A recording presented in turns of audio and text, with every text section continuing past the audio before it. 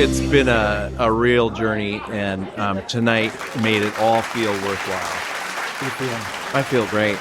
We nailed it.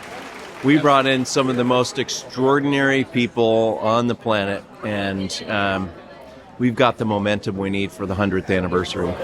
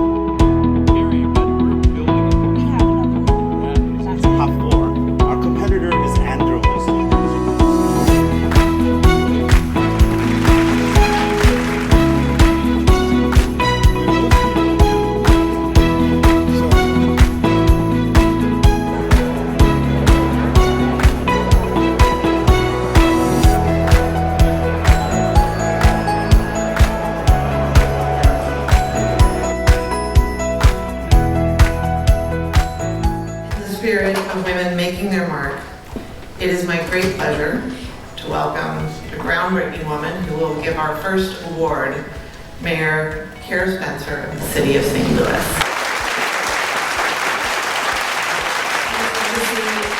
In Aerospace cannot be overstated here in St. Louis.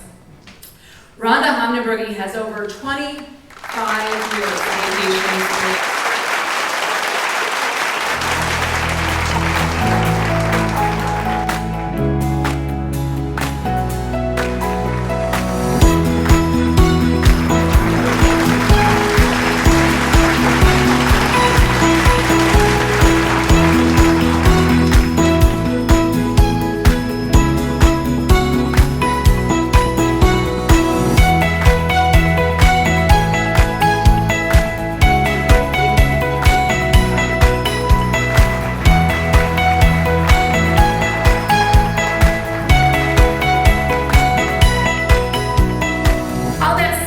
It's not just about celebrating the past, but using this platform to shape the future for the next century of aviation innovation.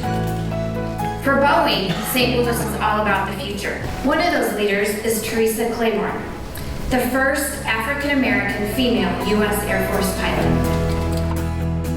We are proud to honor Teresa Claiborne with the Spirit of St. Louis Award.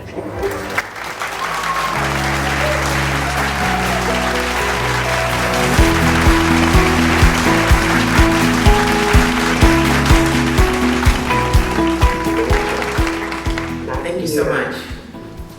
How about this, a podium that I actually can be seen over? You all know I'm just 5'2", right?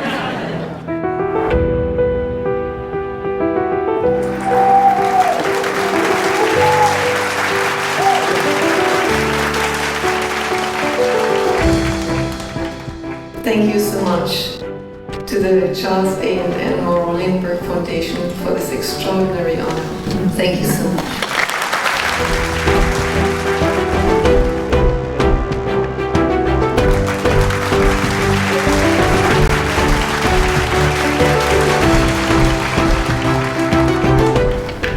As we approach the centennial of Charles Lindbergh's historic 1927 flight across the Atlantic. Born in 1906 in Englewood, New Jersey, Anne Spencer Morrow was the daughter of a diplomat, and she was raised in a world of intellect, literature, and global perspective. But she learned to fly. She learned to navigate by the stars. She mastered early airborne radio, no mean feat. She was, in the fullest sense, a pioneer.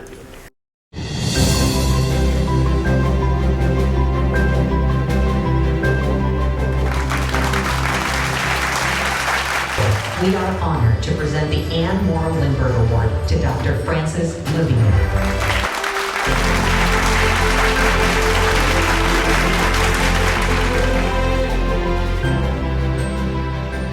I'm pleased to accept the award.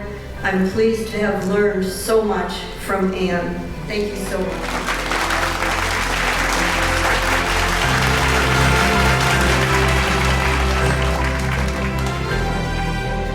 So our next recipient knows exactly what that view looks like from a rare vantage point as she sped back to our planet at 7 miles per second.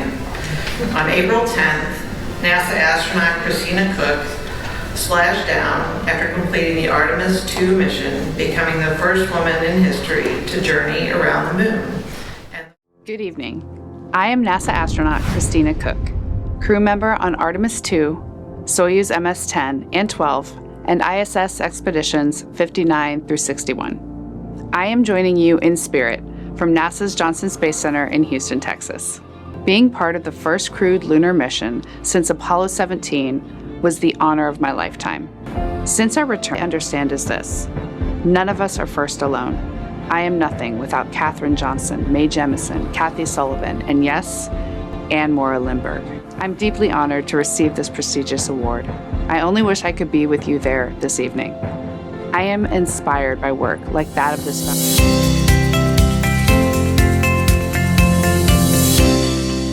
99 years ago, my grandfather flew alone across the Atlantic, but history is never made alone. It took engineers, innovators, and dreamers, and a city willing to believe in the impossible, and that city was St. Louis. The people of St. Louis came together to fund a bold idea that changed the world. This foundation dares to go big and bold and change the world again. So whether through financial philanthropy, in-kind partnerships, advocacy, or simply bringing others into this movement, we need you. So if anyone else would like to join the Spirit of St. Louis 100 organization, we would love to have you.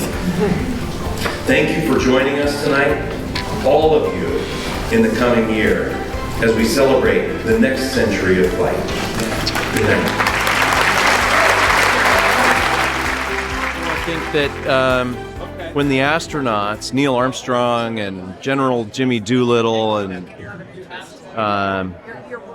Gene Cernan, the last guy to walk on the moon, when they asked my grandmother if they could honor my grandfather, who had passed away, with a foundation that would help try to advance the technology that we need for civilization's needs and preservation of the environment, my grandmother didn't really want any more public-facing interactions, etc., but she thought this was worthy, and they thought it was worthy. All these people who first experienced that overview effect that now Christina Koch and the Artemis II astronauts have awakened in us again.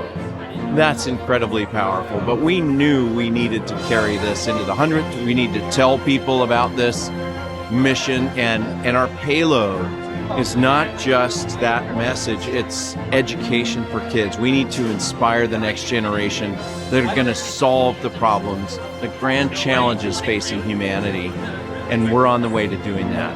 This feels so good, and it's St. Louis that made it happen.